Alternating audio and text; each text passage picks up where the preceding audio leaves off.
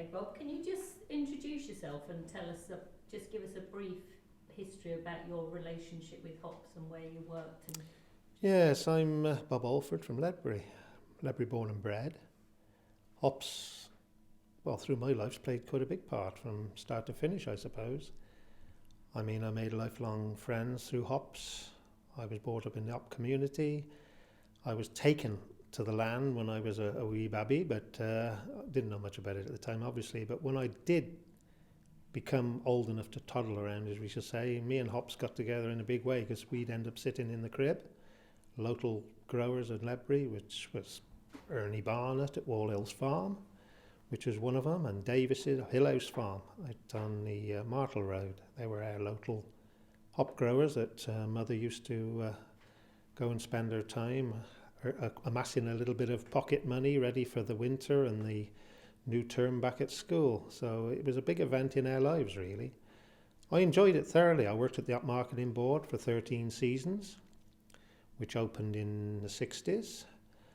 And I had 3 spells. I started as a hop porter there, actually, and you got laid off generally. There was a small core of full-time workers, but it was a bit of a pot. He was either lucky or not. And the first 2 times I wasn't, but I was 3rd time lucky. And I spent just over 11 years there the last time. And I must say, very happy years. Met some interesting people, worked hard, slept well. But generally speaking, hops in this area was the big thing, very big thing. I mean, from tying of the hops and throwing down at the end of the season, it took up a big chunk of the year hopping all the way around. Although the season was hectic, it used to start in September, and for us working at the Hop Marketing Board, it used to go on generally till January for the part-timers. We were called porters in them days. We'd get laid off at that time when most of the running around had been done, and that was it really till the next year. In the first instance, I took a couple of part-time jobs on the farm. One of them was an hop farm, actually. So you've got to do other things. I've worked in the hop yard, taking down the bines. Yes, I've helped to do hop tying, and generally through my life, hops has played a big part. I made friends with a young Welsh chappie come up from Wales who helped to build the Hop Marketing Board, and he was working for G. Walker and Slaters at the time, and they were one of the contractors. And we were lifelong friends until he unfortunately passed away some 16 months ago. So yes, hops, you could say, has played a big part, not only in my life, but my mother's and father's lives, because it was local work for everybody. It was on the land. And I've also put my bit in as far as the breweries are concerned. In later days, I've tried to support the industry in any way I can. Although sometimes it's mostly till 11:30 at night, and I've been told that perhaps we shouldn't have had the last one, but what can you do? Somebody's got to do it, as they say. So yes, I suppose my introduction to hops is still going on, if you want to look at it that way. But I've got some fond memories of hops, and I suppose a lot of people out there have, and it should never be forgotten what hops have done for Herefordshire, like the beef cattle, like the cider. Things that we need to preserve, memories that should be put down for other people to see how we did live. And you could live happily even if you lived poorly. But I think hops was a big part of that. Wow. that's great.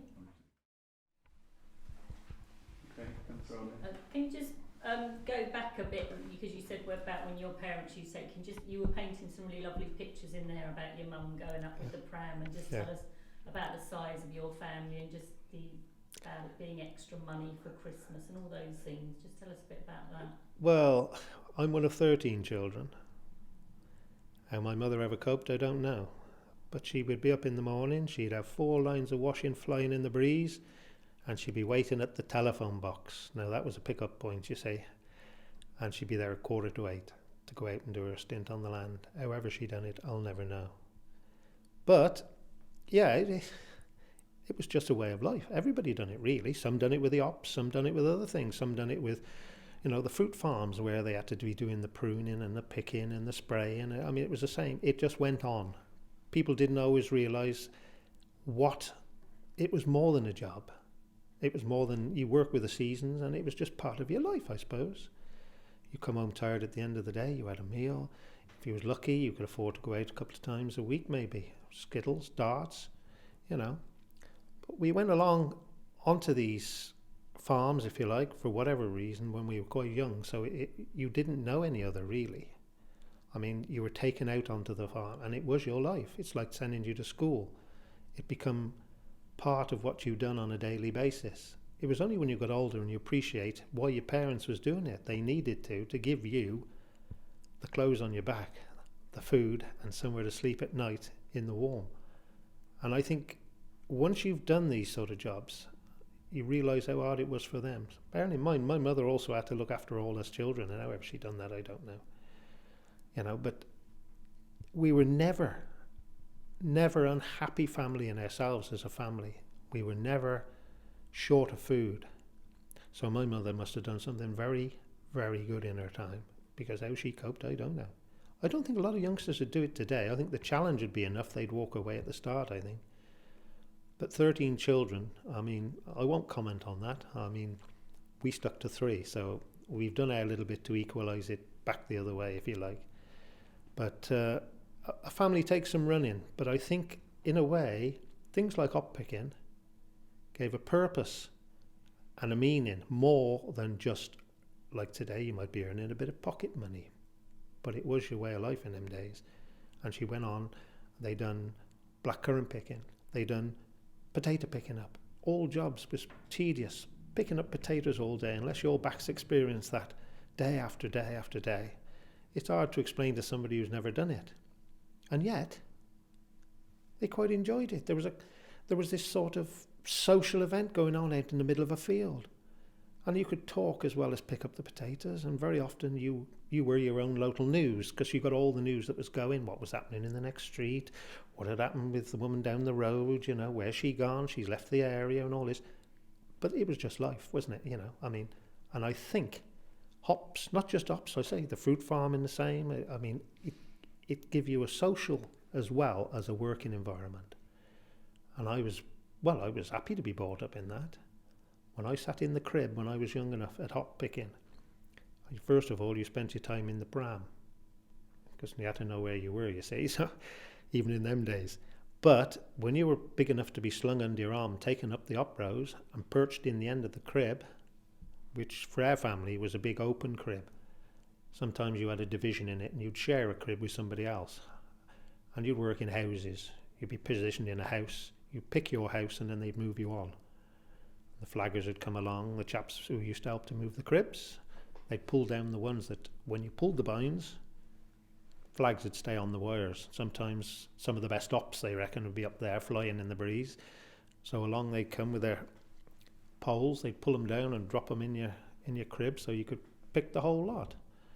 And as a child, it was an education before you went to school. I mean, the smells. Somebody started a wood fire down the bottom. The kettle's on, you know. And we wasn't left out. We'd take a couple of matchboxes when we were big enough to know. We'd have a competition. Who could get the most hop dogs? Catch them, put them in a matchbox. At the end of the day, count them out, let them go again, of course. I mean, you've got to have tomorrow's fun as well, ain't you know. And there was hop dogs galore in them days. I still don't know now whether hop dogs are any abundance of hop dogs, whether they've all gone by the way of pesticides or what, I don't know. But I know in them days it was a challenge and it was a game, and we made fun of it. Of course, as you got a little bit older, you were doing the picking as well. Once you were old enough you had the flags generally, the little bits was dropped down, that was your job, you picked them. But mother would go along and slash the vine and pull it down, drag it back to the crib, dump it on top of us half the time, you know. You're fighting your way from under a vine first, and then you start looking for your hop dogs when the vine got out of the way and they picked all the rough bits off it, you know. And at the end of the day, it was a bit of a divvy up to see who had the most hop dogs. But it was good, the smells around you. You know, I mean, you'd say hops got a very strong smell, but you learn not to think about that when you was little. It just become part of your environment. In fact, I suppose later on when I worked in the hop marketing warehouse, it seemed even more pungent because they've gone through the stage of drying, they've been sulfured and they've changed. But out in the hop yard, that is a different smell in the hop yard to what it is in the warehouse. because of the process of drying and sulphuring that they've gone through. My wife, I mean, when I took my overalls up, I could have stood them in the corner some days. Because of the pollen from the hops, you were just green, you know. But we had a certain hop called a bullion. And my wife always reckoned it was very much smelt like cat pee. So I had to take them off and stick them in a bucket of water straight away. Don't get me wrong, ladies. When I say cat pee, it wasn't the cat went in the bucket of water. It was, you know, the actual... But I had to do it because she found them very, very strong. And she could tell when we'd been sampling bullion hops. So such was... Now, sampling, we used to be the porters to start in all this, but evolved after time. The London boys had come down. They'd come down on a Sunday night usually, and they'd stay in the local hostelries, or a couple of people used to take them into their homes. We had Jack Fowler down at the New Mills farm. Now, some of the lads had lodged with him. We had Jinx and Eileen Phillips, first of the New Inn in Ledbury. They moved to the Seven Stars. Both times they had people come in, the London boys had come down and they'd lodge with them. We also had an old couple in Worcester Road, Clarence House. They took in a couple of the lads.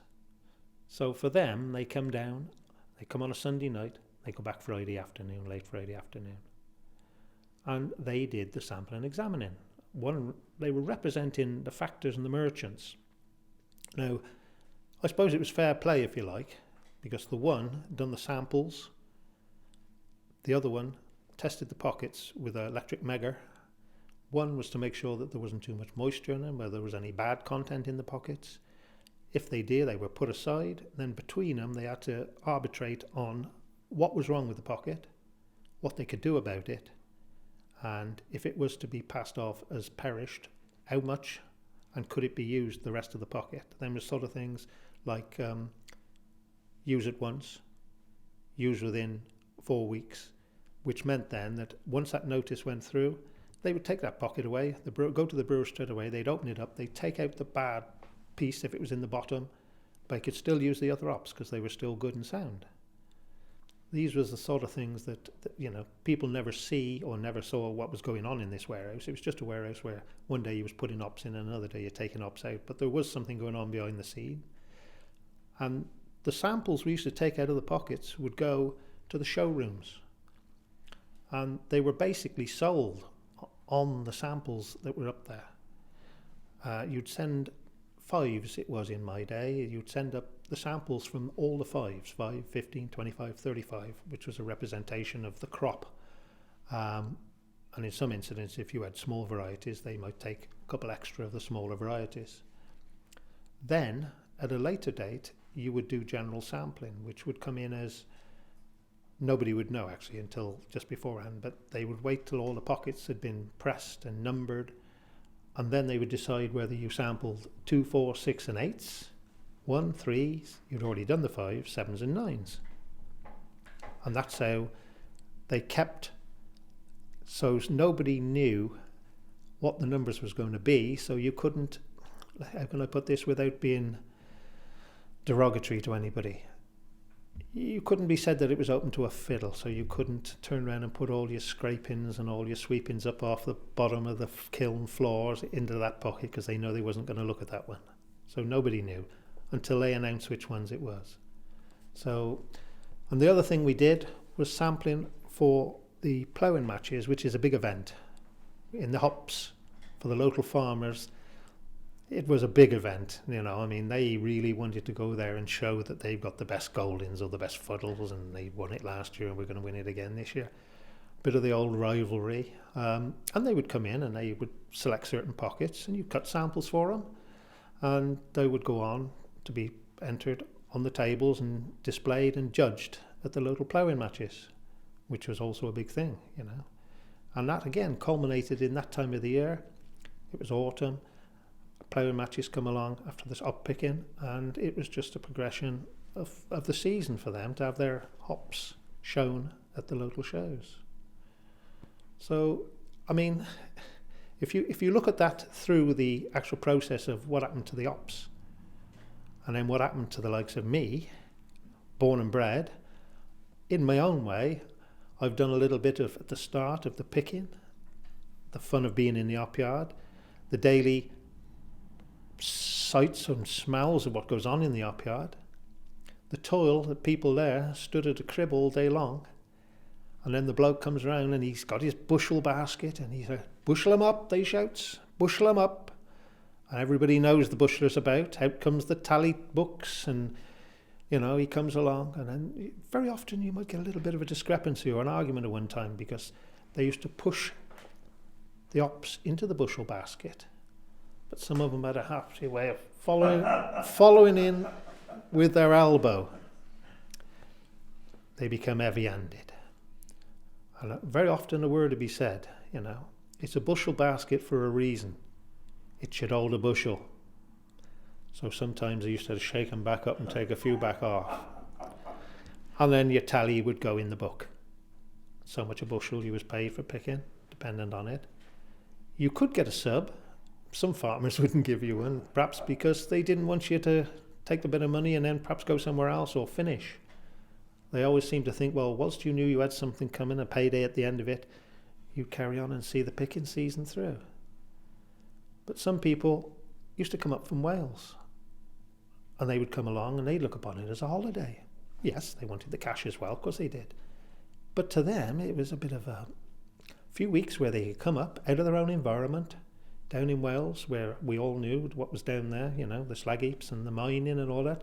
So to come out into the countryside, all that hop smell in the air, I suppose to them it must have been, you know, a great holiday for them. I mean, they sit out in the evenings after they've been picking in the hop fields all day. Some of them in caravans, some of them would stop in the farm buildings.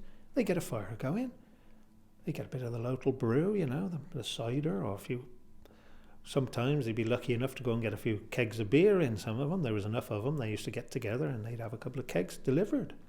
And they'd tap it and they'd be away and they'd be doing what we're doing now, really, reminiscing about what's gone on during the day and what, you know, who they used to be with in the old days and what farms they've worked on.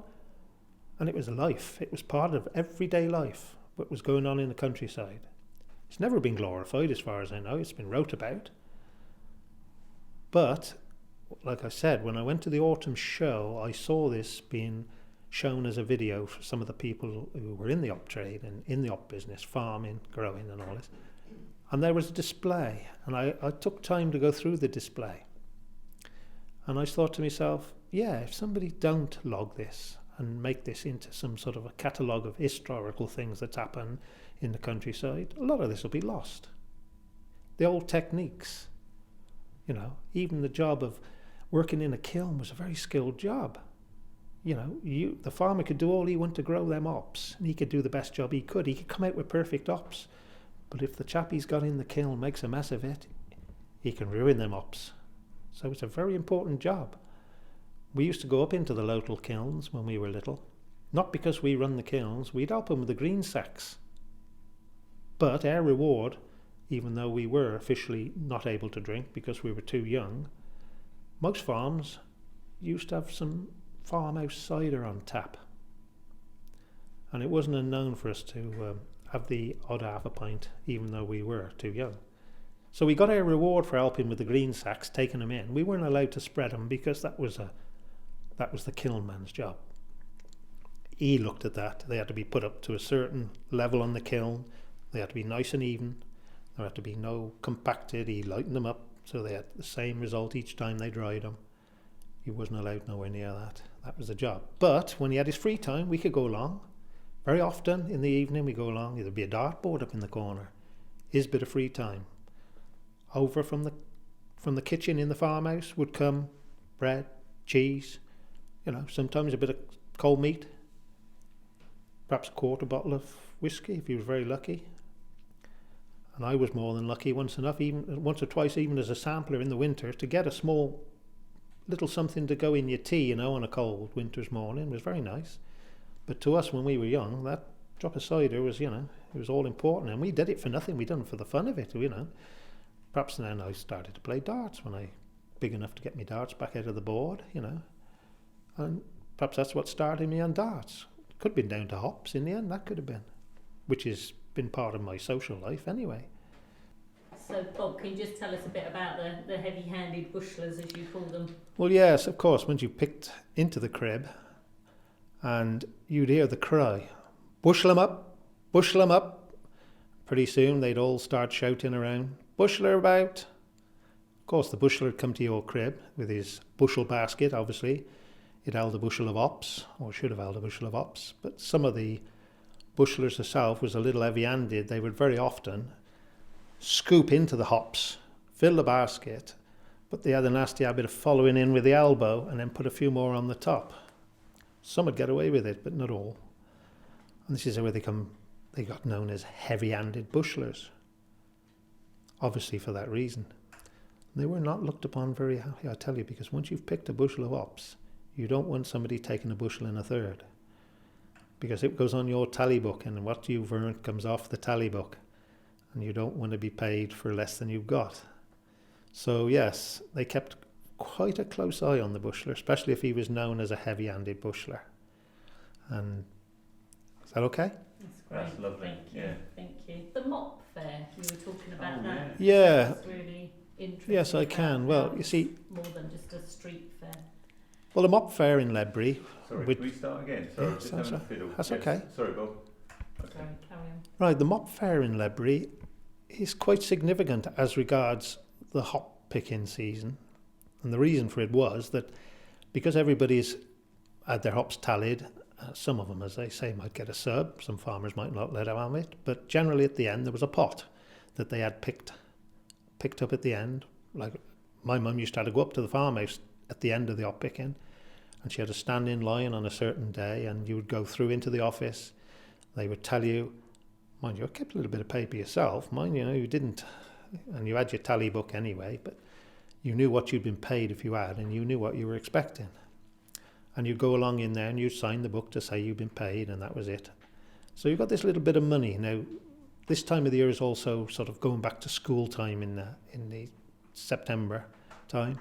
So if you didn't get chance to have perhaps a new pair of shoes because you hadn't got the money before you picked up your hop picking money, you go down and this is when you buy your shoes. But the mop fair itself was in town also in October, and it's usually on the second Monday and Tuesday of the month. So this was a good way that whatever you wanted in them days, you could buy things from the local mop fair. Some people called it the hop fair, but it wasn't. It is the mop.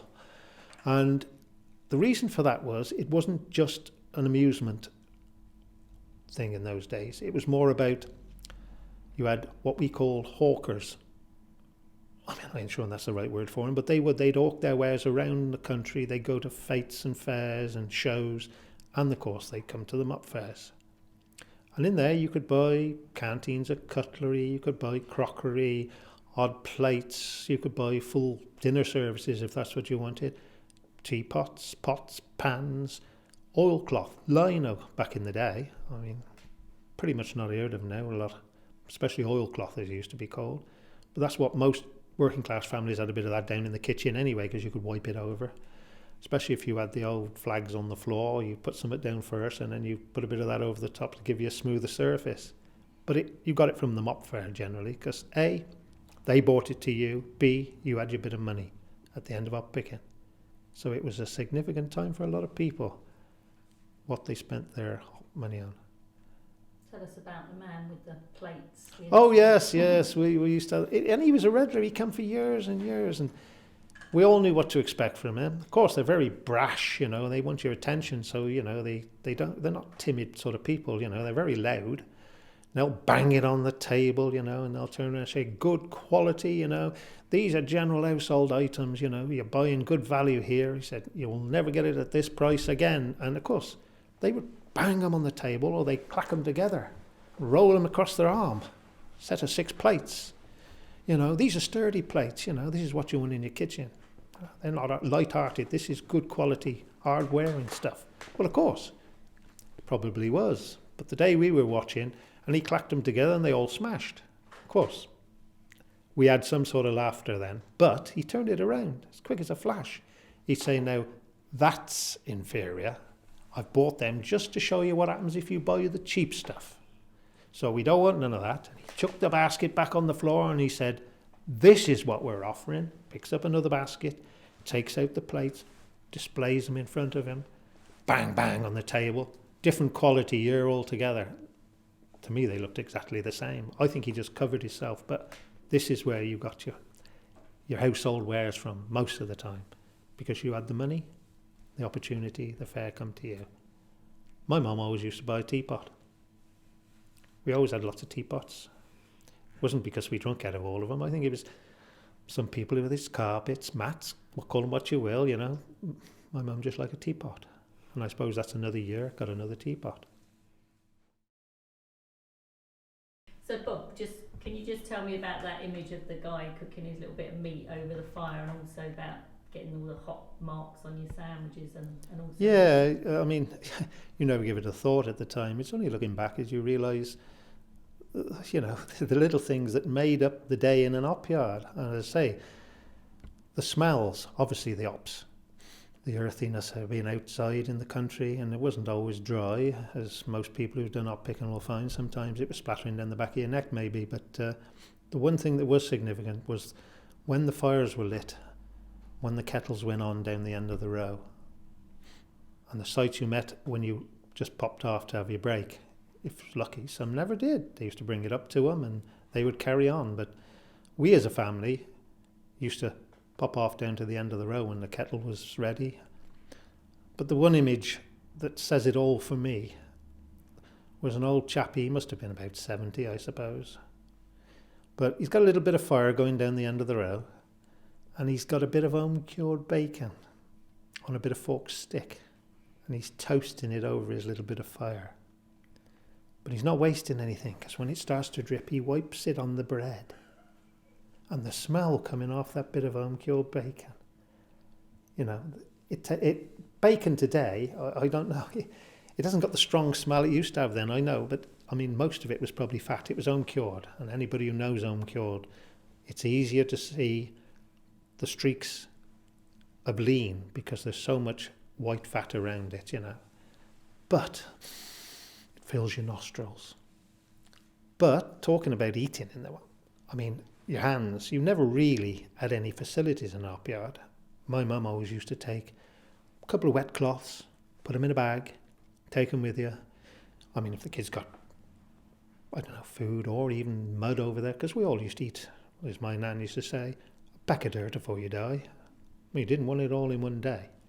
But when you went to eat your sandwich, you got all this green pollen off the ops.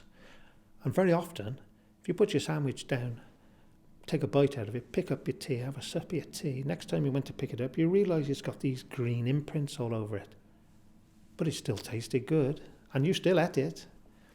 You know, I mean, I sometimes wonder, don't we miss that as well? The introduction of everyday life and not being too fussy about, you know, you've got to build up a resistance, hygiene. In them days, we had plenty of chance to build it up because everywhere you went, I mean, even down, shall we say, to the occasion when people went missing from the crib.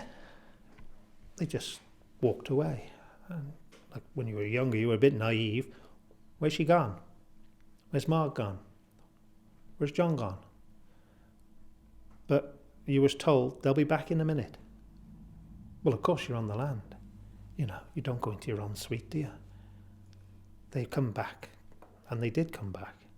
But today you would have said, oh, they've just gone to the convenience, or just popped to the toilet. But in them days, you've just gone. Everybody knew why they'd gone. Nobody knew where they'd gone, but they come back, and they always seemed a lot happier when they come back. So that was another thing of working on the land. You had to make do with what you got. But food, cooked out in the open, I suppose it's like now when people have a barbecue. To us, that was, as kids, that was brilliant. See all these little fires going, the smoke, the smell of the smoke, you know, and as I say, they're very often a bit of toasting of a bit of bacon. And some of the Welsh people, they come prepared. They had their pots and pans, you know, they had a full breakfast. You know, the eggs and everything would be going in there and spottling away. And it was a sight to behold.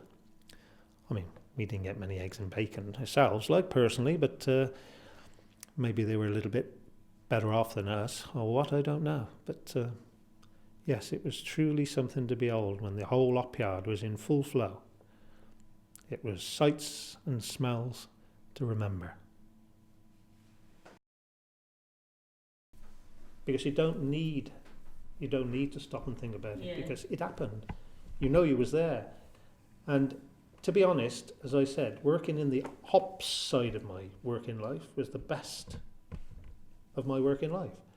And I said to the wife, I said, not just because that's the time we met, we got married, we had 2 of our 3 children when I was at the Hop Marketing Board.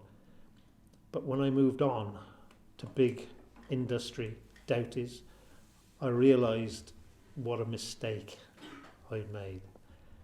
And I thought, well, money's not everything. Sometimes it's the simple things that make you happiest. I've never wanted for fast cars and certainly not fast women. You know, I mean, I'm happy with my lot. Food to eat, occasionally out, not wanting for things, but not having a lot. And I think that's where we come from. It was a family of 13, we never had a lot. But we did make use of what we had and make the most of it. I think that's important. So, Bob, can you just tell me a little bit, introduce us to the Hop Marketing Board and its function and what you used to do there? Yeah, well, the Hop Marketing Board was it came in, as far as we was concerned, into being in the 60s. I wasn't personally there at the start of the Ops Marketing Board when the warehouse was built in Ledbury. I did join them slightly later. Bearing in mind you had to be 18 to work in the warehouse. And when it first opened, I wasn't 18, so I couldn't start there straight away. But I had a young mate I made come up from Wales. They actually come up there with a company called G. Walker and Slater, and they built it, and he was staying up during the week and going back home on weekends back to Wales. And they were billeted in this sort of caravan, but the one lad, he started working behind the bar in a local pub. And he ended up stopping in the pub itself and lodging with them. So me and him, in a way, wasn't right from the start, but we was friends, and I went to work there, and he was working there throughout my time there, and we become lifelong friends. But the Hop Marketing Board was basically set up to give a safe, shall we say, a safe environment, or a safer environment, and also, as far as the farmers and the London blokes who used to do the actual sampling and examining, it was to give them a base where they work from instead of travelling the farms all the time. See, they used to have to travel around to lots of farms, and you can appreciate a lot of the farms ain't got the best facilities to work in for space and things. Very often you'd be taking pockets, breaking them down from a big heap, and then having to stack them up on the other side just to give yourself room to work in, which wasn't ideal. So the Hop Marketing Board built this warehouse, and it was run by a board, and I think at my time to start with, Edward Lane, I think, was the chairman of the board at the time, or he was one of them anyway. And we had a Mr. James Cooper. He came down to manage the warehouse. He was a London man himself. He came down, and we had a little bungalow on the outside of the grounds of the Hop Marketing Board. Bearing in mind, where the Hop Marketing Board, it used to be an ordnance depot back in the day. And this little bungalow used to be where the watchman's and gatekeeper's house used to be.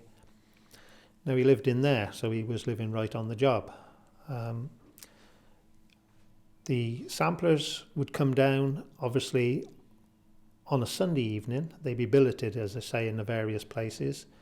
Their function was to make sure that all the pockets that needed to be sampled and examined were logged, each pocket, weighed. Anything wrong with the pockets at all had to be entered, and then a sheet would be wrote up at the end of each grower's crop.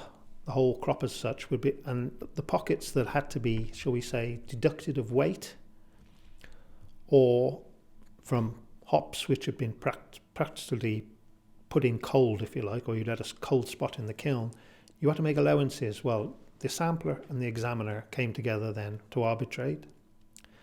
Now, the reason they would be together was they represented both sides obviously from the grower and the brewer and the buyers for the breweries, there had to be an in-between, whereas they could come to an agreement on whether your livelihood as a hop farmer could be jeopardised if you had a lot of problem with your hops in one year. It might mean that brewers mightn't touch your hops the following year, or you might lose quota, which in them days was a big thing because some was trying to get more quota and build up their hop business.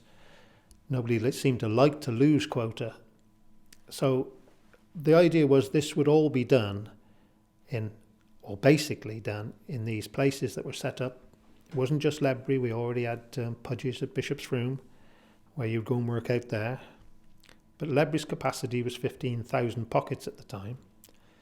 I don't mean we only had 15,000 through Ledbury. What it meant was our capacity on the first shift would be 15,000 pockets. What they would then do, they would draw in from other farms who were still storing in the region. They'd either go into Pudges or they'd be drawn into the Ledbury warehouse. So the idea was to have a central hub like they had in Paddock Wood in Kent, where you knew that once your hops had been taken out, if you had any queries or you wanted any samples or anything like this, you go in there, you go to the office, you tell them what you wanted, we'd be turned and instructed, and it'd all be done for everybody in the same manner, in a fair and even way, that their hops would be extracted, their pockets, they would open them, they'd take samples for ploughing matches and the likes of whatever it was for, and then they'd be treated the same way as everybody else, and they'd be arbitrated by the factors and merchants men from London. And I think that's the reason why it was set up, to give sort of an overall fairness to the system. I'm not saying when it was done on the farms that it wasn't done and seen to be done fairly, but only what I was told by some of my predecessors who actually worked on farms previous to the hop marketing board being set up. Sometimes corners were cut, and sometimes perhaps the insinuation was that perhaps one or two of the lads went back to London a little richer than they should have been at the end of the season, or perhaps they got half a bottle of whiskey off the farmer instead of just the coffee. I don't know, but the idea was that everybody would be given a fair shake, if you like, and it would be done in a fair manner. And I think it probably worked that way. But it surely made it a lot easier than dragging pockets from one corner of a storeroom on a farm to running them on an open floor, smooth floor, 2 little wheel truck it was, a little bogey truck, and a pair of steel hooks. And that's all you needed to be a hop porter. Oh, and a pair of fast legs, by the way. And yes, I think it was set up to be managed by a board, to be seen that you had board members who were farmers, to make sure that other farmers were pretty secure in their own mind that they were getting a fair shake and they could be seen to by people who were already on the board, and that they could come in any time and see what was done to their pockets, and nobody got to have any fair preferences or unfair practices practiced against them in any way, shape or form. And I think to a great degree it was a big success. It certainly speeded up the process of moving pockets, because the elevators, the hop pocket elevators and the lifts in the building itself certainly made it a lot easier for loading and things like that. Because you put them on an elevator, they dropped off on the floor that you were loading on, they went down a chute straight onto the lorry. Now, other people who's worked on the farms will tell you very often you had people all in them around 2 or 3 blokes at a time trying to get them up the side of a lorry or on the forks of a tractor. And it wasn't always very handy to do that. So it did make it a lot easier, I think. Tell us a bit about the kind of, how busy it was at the time, the fact you weren't allowed to have holiday, but also I really like that story about you liked the fact you could go home when your first baby was about to be born. Well, yeah, the convenience, but the arrangements once the season started was pretty strict. We worked a 5.5 day week in those days, so you worked Saturday mornings as well. It was part of your working week. And some days didn't finish on time. Perhaps we got a bit of an influx of lorries come in fairly late. And as a perishable product, especially on a dry day when they didn't know if it was going to stay dry, they've got them on, they haven't got no sheets on anything, we'd probably go over our time and get them off, obviously. I mean, it wasn't encouraged, especially with people, because there was always the thing that they could phone up and say, I'm undercover, perhaps out at Pudge's, can you get us off tonight if we come in now? And very often some would do that, and we'd do it if we could.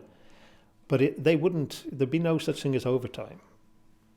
If you had the lorries in the yard, then at a certain time, they had to be got off, no matter what time you finished. So again, it's back to the fact that sometimes a driver who'd been loading and unloading ops for a long time, he could be a lot quicker. So at that time of the day, he was always glad to see the local lads, because you knew they could cope with pockets. They get them off quickly, and you get them in quickly. Obviously, it was in your own interest. But the season started hectically in September, bearing in mind that's obviously the picking time, September. It doesn't last now as long as it used to, but it used to be a good 6-week stretch. But it was so hectic that, you went home tired at the end of each day. We used to have to start off in the farthest corner of the floors when we first started loading ops into the warehouse. And we always used to say we were on the long runs because you filled up the corners and worked your way back to the elevator. You got to know by the growers. We knew roughly how many they grew. We knew what sort of space to allocate on different floors. So after a few years, you got to know your warehouse space. But the time was the all-important factor that was always against you. We weren't allowed to take any holidays between start of September and the end of March, which Christmas and New Year obviously was the exceptions. It sounds a bit harsh to put it that way, I know, but back in the day it wasn't unusual to have limited times for holidays anyway, but there was a silver lining to it really in a way, because after the season had effectively drawn to a close, which most of the work was done in January, February, by March things were quite light. So if you had your skeleton crew of 5 or 6 left to run the warehouse through the summer, we had the incentive that on a week where nobody else was off or you was taking your holidays, they'd give you an extra day off, which was a great boon really, because you could do something with that day, and it helped to pay you back for them half an hours here and there you gave them during the season where you didn't see anything on your pay slip. But it didn't seem to matter that much because he was a good crew. It didn't take long. I mean, a lorry between us, it was only a matter of 10 minutes. We could have them off into the door and that'd be it. In fact, I enjoyed working there so much. They used to moan at me because I turned up for work early. And I only lived up the road. I could be down at work in 5 minutes on my push bike, which was another good thing. Because I could also pop home at lunchtime and be home in 5 minutes, which I very often did. I only lived up in the town. So to me it was an ideal situation. So much so, in fact, that 2 of my children were born whilst I was at the marketing board there. And I remember my first daughter being born. I just jumped on my bike, went back to work, and I hadn't been back at work long, and chappie in the office calls out, "I think you're wanted," he said. It was the wife, she'd gone into labour. So I said, "Right, don't mind if I pop off?" "No, you go." So off I go, jumps on the bike. And of course, being a first-time father, I read the book. I've heard the stories, I knew what to do. "Tell me when you get another pain," I says. "Ooh," she says. I said, "Oh, it's all right." She said, "Are you going to call the ambulance?" I said, "Oh no, plenty of time yet. Would you like a cup of hot chocolate?" She said, "What?" I said, "Well, I'm going to have a shave first." I said, "Make yourself a cup of coffee." She was aghast. I said, "No, you've got plenty of time. It's okay." So anyway, this went on until she was getting quite worried. So I said, "Right, I'll go down." Because in these days, you could get the ambulance to come and take you to hospital. In the good old days. Anyway, I went down, gets to the phone box. Well, you wouldn't believe it. There's somebody inside on the phone. There's somebody waiting outside. So I thought, hang on a minute. Perhaps I have left it a bit late. So I had to dash down the road to the local hardware store. Chap I knew quite well. Well, he ought to. The old house was done up on his products from his shop, so I was in there. "Can I use your phone? Can I use your phone?" No, I ain't saying I was panicking. Not by a long chalk. Let's just say I wasn't in my comfort zone. Anyway, that was just one of the things that I was able to do because I was just down the road. And with my first daughter, you'll never know how much that meant to me, and I'm sure it meant a lot to my wife for me to be able to be there. And I went in with her, and yes, it did take all of 30 minutes from the time we hit the hospital till she presented us with their daughter. But I don't think I'd have done that if I was working away. Mind you, I still think she thought I left it a little bit late. I am admitted to that, mind. Excellent, excellent. So tell us about the benefit of living near when there's a baby about to be born. Well, I'd gone on, popped home on my bike, as I often did. Say it's only 5 minutes up the road. And appeared to be all right, you know. I mean, we knew it was imminent. But the good thing is, you know, I could still be back up in 5 minutes more if I needed to be. So I hops on my bike after lunch, sidles back to work. I hadn't been back long, actually, and I get a call out of the office. You want it? I think it's on the way, says Mr. Bashford, who was the chap in our office at the time. I think he was a bit more nervous than me, actually. So onto the bike I goes, off up the road. And I gets home, and she's there looking rather worried.